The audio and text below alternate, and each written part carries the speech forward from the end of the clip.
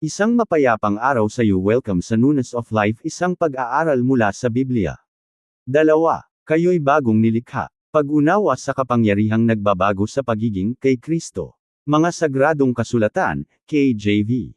2 Korinto Kapitulo 5 versikulo 17, Galacia Kapitulo 2 versikulo 20, Roma Kapitulo 6 versikulo 4 hanggang 11, Efeso Kapitulo 4 versikulo 22 hanggang 24, Colosas Kapitulo 3 versikulo 1 hanggang 17, Ezekiel Kapitulo 36 versikulo 25 hanggang 27, Tito Kapitulo 3 versikulo 5, Pahayag Kapitulo 21 versikulo 5. Panimula, higit pa sa pagbabago ng dating buhay. Isa sa pinakamagandang katotohanan ng Ebanghelyo ay hindi lamang pinagaganda ng Diyos ang dating buhay, nagbibigay siya ng bagong buhay. Ang mensaheng Kristiyano ay hindi lamang, subukan mong magsikap ng higit pa. Hindi rin, maging mas mabuting bersyon ng iyong sarili. Hindi rin, baguhin mo ang iyong ugali upang tanggapin ka ng Diyos. Ang Ebanghelyo ay nagpapahayag ng higit na dakila. Maaari kang gawing bago ng Diyos kay Kristo. Ipinahayag ito ng buong kapangyarihan ni Apostol Pablo. Kaya kung ang sinuman ay kay Kristo, siya ay bagong nilikha. Ang mga dating bagay ay lumipas na, tingnan ninyo, ang lahat ng bagay ay naging bago na. 2 Korinto Kapitulo 5 versikulo 17. Para sa bagong mananampalataya, ang talatang ito ay pundasyon. Kailangan mong maunawaan na binago ng kaligtasan ang iyong ugnayan sa Diyos, ang iyong kalagayang espiritual, ang iyong pagkakakilanlan, ang iyong layunin, at ang direksyon ng iyong buhay. Maaaring naaalala mo pa ang iyong nakaraan. Maaaring nakikipaglaban ka pa rin sa ilang tukso. Maaaring may mga kahinaan ka pa rin. Maaaring may mga bunga pa rin ang mga desisyong ginawa mo bago mo nakilala si Kristo.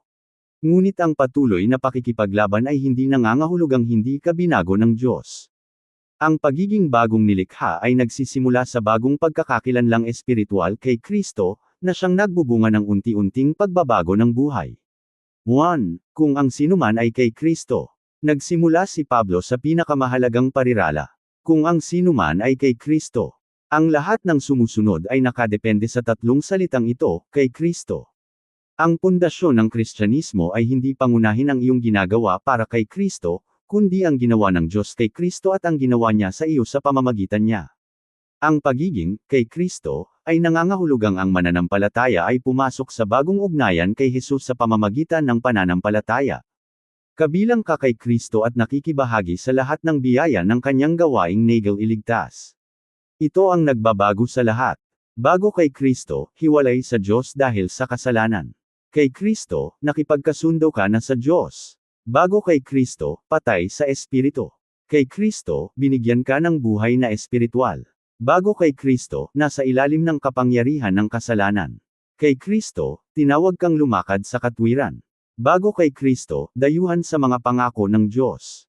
Kay Kristo, bahagi ka na ng bayang tinubos ng Diyos. Kaya ang iyong pinakamalalim na pagkakakilanlan ay hindi, ako'y mayaman, mahirap, manggagawa, estudyante, pinuno. Ang iyong pinakamalalim na pagkakakilanlan ay, ako'y kay Kristo. Ang lahat ng iba pa ay pangalawa lamang. Ano ang kahulugan ng bagong nilikha? Ang salitang, bagong nilikha, ay nagpapahiwatig ng bagong gawa ng Diyos, hindi lamang pagpapaganda ng luma. Isipin mo ang isang lumang bahay na sira. Maaari mong pintahan ito, palitan ang kurtina, ayusin ang pinto, ngunit ang pundasyon ay nananatiling luma. Ganoon din ang relihiyon ng tao, sabihin lang na magbago ng ugali. Ngunit ang Ebanghelyo ay higit pa, binabago ng Diyos ang tao mula sa loob.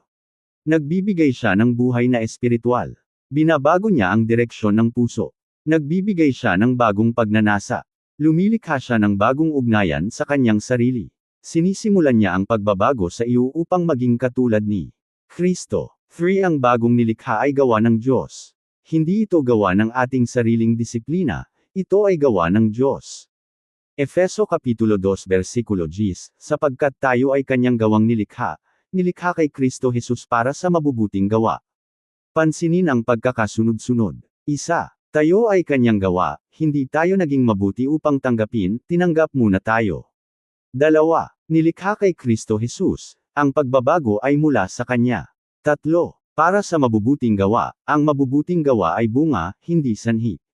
Kaya, biyaya, pagbabago, pagsunod, pagpaparangal sa Diyos. 4. Ang mga dating bagay ay lumipas na. Ano ang mga dating bagay? Ito ang dating buhay na hiwalay kay Kristo, dating pag-iisip, dating ugnayan sa kasalanan, dating pagkakakilanlan, dating kalagayan, dating pinagsisilbihan, dating direksyon, dating prioridad.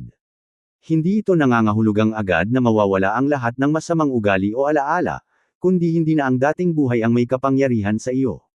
Hindi na iyon ang iyong pagkakakilanlan. 5. Ang iyong nakaraan ay hindi na ang iyong pagkakakilanlan. Maaaring nagkamali ka, nasira ang relasyon, namuhay ng labag sa kalooban ng Diyos, ngunit nang iligtas ka ni Kristo, binigyan ka niya ng bagong pagkakakilanlan. Ang iyong nakaraan ay maaaring bahagi ng iyong patuto, ngunit hindi na iyon ang iyong pagkakakilanlan. Tingnan mo si Pablo, dating mapanligalig ng iglesia, ngunit ginamit ng Diyos ng dakila. Hindi niya itinanggi ang kanyang nakaraan, ngunit hindi na iyon ang nagdikta ng kanyang buhay. Ganoon din ang Diyos sa iyo, ang iyong nakaraan ay maaaring maging patuto ng kanyang awa. 6. Ang iyong pagkakamali ay hindi nagtutukoy ng iyong kinabukasan. Nagkamali si Pedro, itinanggi si Jesus, ngunit ibinalik siya ng Panginoon. Nagduda si Tomas, ngunit pinatibay ni Jesus ang kanyang pananampalataya. Nabigo si Juan Marcos, ngunit naging kapaki-pakinabang siya kalaunan. Ang pagkabigo ay hindi katapusan ng kwento. Ang Diyos ay nakapagpapanumbalik. Maaaring nagkamali ka, ngunit kayang baguhin ng Diyos ang iyong landas. Maaaring nasayang ang mga taon, ngunit magagamit pa rin ng Diyos ang mga darating na taon. Ang Ebanghelyo ay mensahe ng pagtubos. 7. Ang bagong nilikha ay hindi agad na perpekto. Huwag mawala ng pag-asa kung nakikipaglaban ka pa rin. Ang pagiging bago at pagiging ganap ay magkaugnay ngunit hindi pareho. Nang magtiwala ka kay Kristo, agad na nagbago ang iyong kalagayan at pagkakakilanlan, ngunit ang iyong pag-uugali ay unti-unting nababago. Ito ay tinatawag na pagpapabanal. Hindi ka pa perpekto, ngunit hindi ka nakatulad ng dati. Ang paglago ay nangangailangan ng panahon, tulad ng sanggol na ipinanganak na buhay ngunit kailangan pang lumaki. 8. Ang bagong nilikha ay patuloy na nagbabago. Ikalawang Korinto Kapitulo 3 versikulo 18, at tayong lahat, ay binabago patungo sa gayunding larawan, mula sa kaluwalhatian hanggang sa kaluwalhatian. Ang pagbabago ay hindi pang isang beses, ito ay panghabang buhay na gawa ng Diyos sa atin. 9. May bagong ugnayan sa kasalanan. Bago maligtas, alipin tayo ng kasalanan. Ngayon, tinutokso pa rin tayo, ngunit hindi na tayo alipin ito. Roma Kapitulo 6 versikulo 6, alam natin na ang ating dating pagkatao ay ipinako sa krus kasama niya, upang ang katawan ng kasalanan ay mawalan ng kapangyarihan. Kapag dumating ang tukso, sabihin mo, hindi na ang kasalanan ang aking Panginoon. Si Kristo ang aking Panginoon. May bagong pagnanasa. Isang tanda ng pagbabago, nagbabago ang iyong mga gusto. Nagsisimula kang magnisang manalangin, magbasa ng salita, makisama sa mga kapatid, maglingkod sa iba, lumayo sa kasalanan. Ito ay gawa ng banal na espiritu, katulad ng sanggol na nagugutom sa gatas, ikaw ay nagugutom sa salita ng Diyos. 1.1 May bagong pag-iisip. Roma Kapitulo 12 versikulo 2, huwag kayong makiayon sa takbo ng mundong ito, bagkus magbago kayo sa pamamagitan ng pagbabago ng inyong pag-iisip. Ang iyong pagtingin sa buhay, sa tagumpay, salapi, kapangyarihan, kasiyahan, ay unti-unting nagbabago ayon sa salita ng Diyos. 1.2 May bagong layunin. Hindi na para sa sarili, kundi para sa kaluwalhatian ng Diyos. Unang Korinto Kapitulo 10 versikulo 31, kaya't kung kumakain man kayo o umiinom, o anuman ang inyong ginagawa, gawin ninyo ang lahat sa ikararangal ng Diyos. Ang iyong trabaho, pamilya, pag-aaral, pakikipag-usap, lahat ay maaaring maging pagsamba sa Diyos. 1.3 May bagong direksyon. Isipin mo ang sasakyang binaligtad ang direksyon, maaaring pareho pa rin ang makina, ngunit iba na ang patutunguhan. Ganoon ka rin, maaaring may kahinaan ka pa rin, ngunit iba na ang direksyon ng iyong buhay, patungo na kay Kristo. 1.4 Tingnan nyo, ang lahat ng bagay ay naging bago na.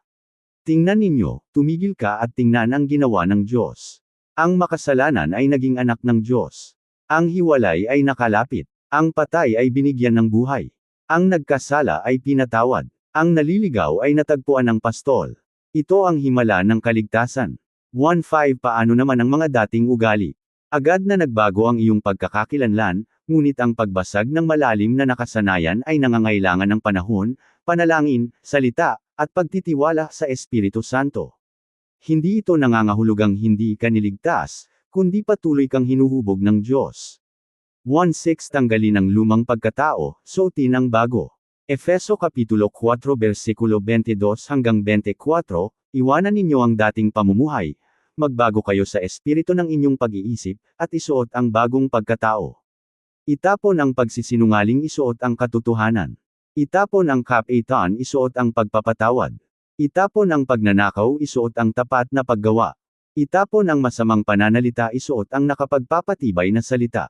1.7 Si Kristo ay nananahan sa iyo. Galatia Kapitulo 2 versikulo 20, Ako'y nakapako sa krus kasama ni Kristo, hindi na ako ang nabubuhay, kundi si Kristo ang nabubuhay sa akin. Hindi ito, susubukan kong maging mabuti, kundi, si Kristo ang nabubuhay sa akin. Ang layunin ay hindi magmukhang relihiyoso, kundi maging katulad ni Kristo sa pag-ibig, pagpapakumbaba, habag, kabanalan, at paglilingkod. 1.8 Ang iyong sugat ay hindi dapat maging iyong kapalaran. Maaaring may masakit na nakaraan, pagtanggi, pagtataksil, pag-iwan, kabiguan. Ngunit kayang tabyusin ni Kristo ang iyong kwento. Hindi niya pinipilit na hindi nangyari ang masakit, kundi inilalapit mo sa kanya ang iyong sugat, at siya ang nagpapagaling. Ang iyong sugat ay maaaring maging bahagi ng iyong patuto, upang maipagmalasakit mo sa iba. 1.9 Huwag kalimutan ang biyaya. Huwag sabihin, binago ko ang aking sarili. Ang sabihin mo, binago ako ng Diyos sa kanyang biyaya. Unang Korinto Kapitulo 15 versikulo 10, Sa biyaya ng Diyos ako ay naging kung ano ako. Ang bawat tagumpay ay dapat magpasalamat, hindi magmalaki. 7 Prinsipyo ng pamumuhay bilang bagong nilikha. #Prinsipyo. 1 Tandaan mo kung sino ka. Araw-araw, ako'y kay Kristo. 2 Pakainin ang bagong buhay, magbasa ng salita, manalangin. Hindi lalakas ang espiritu kung hindi pinapakain.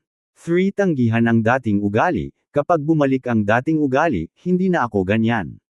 Ako'y kay Kristo na. 4 Ipanibago ang pag-iisip, punuin ang isip ng salita ng Diyos. 5 Lumakad kasama ang Espiritu Santo, huwag umasa sa sariling lakas. Magpasakop sa Kanya. 6 Manatiling nakakonekta sa iglesia, kailangan mo ng pamilyang espiritual. 7 Huwag hayaang tukuyin ka ng pagkabigo, kapag nagkamali, aminin, magsisi, tanggapin ang pagpapatawad, at magpatuloy. Mga tanong. Ano ang aking pagtingin sa aking sarili bago ko nakilala si Kristo? Paano binabago ng pagiging kay Kristo ang aking pagkakakilanlan? Anong bahagi ng dating buhay ang hinahayaan ko pang tukuyin ako? Anong kasalanan ang kailangan kong isuko sa Diyos? Anong bagong pagnanasa ang ibinigay sa akin ng Diyos? Paano ko mapapalago ang aking pananampalataya sa pamamagitan ng Kanyang salita? Bilang mananampalataya kay Kristo, ipinapahayag ko. Ako'y kay Kristo. Ako'y bagong nilikha. Hindi tinutukoy ng aking nakaraan ang aking kinabukasan. Hindi na ang kasalanan ng aking Panginoon, si Kristo ang aking Panginoon. Patuloy akong binabago ng Diyos. Ang aking buhay ay Kanya. Magpapatuloy ako sa paglago sa Kanya. Mamumuhay ako sa bagong buhay. Ang pinakadakilang pagbabago ay hindi nakikita sa panlabas, kundi ang ginawa ng Diyos sa iyong puso. Ikaw ay kay Kristo. Ikaw ay bagong nilikha. Ang iyong nakaraan ay maaaring maging patuto ng awa ng Diyos. Ang iyong pagkabigo ay maaaring maging aral. Ang iyong kahinaan ay pagkakataon upang makita ang kapangyarihan ng Diyos. Ang iyong kinabukasan ay nasa Kanyang kamay.